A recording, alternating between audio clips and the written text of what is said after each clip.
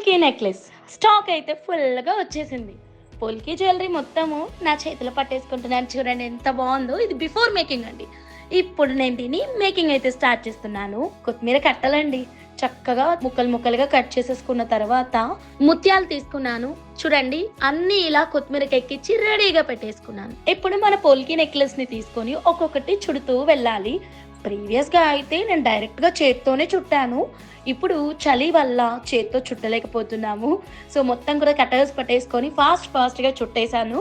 ఇలా మొత్తం పోల్కి నెక్లెస్లు అన్ని చుట్టేసుకొని కటింగ్ అనేది ఇచ్చాము.